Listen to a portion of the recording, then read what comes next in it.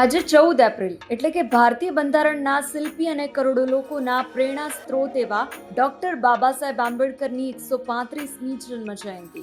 આખા દેશમાં આજે જશ્નનો માહોલ છે. નવી દિલ્હીમાં સંસદ ભવનથી લઈને મુંબઈના દરિયા કિનારે અને આપણા સુરત શહેરના ખૂણા ખૂણે આજે બાબા સાહેબને પુષ્પાંજલિ અર્પણ કરવામાં આવી રહી છે. આજે વહેલી સવારથી જ દિલ્હીના સંસદ ભવન પરિસરમાં ગૂંજ સંભળાઈ રહી હતી.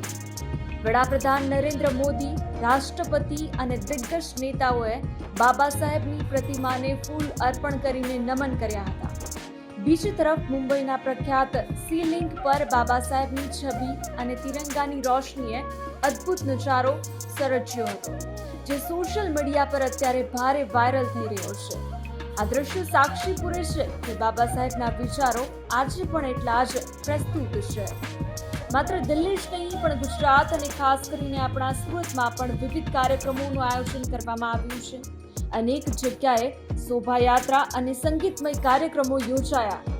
બાબા સાહેબે આપણને શિક્ષિત બનો, સંગઠિત બનો અને સંઘર્ષ કરોનો જે મંત્ર આપ્યો હતો તેને આજે યુવાનો આત્મસાત કરી રહ્યા છે. બંધારણે આપણને જે હક આપ્યા છે તેની રક્ષા કરવી એ જ સાચી દેશભક્તિ છે.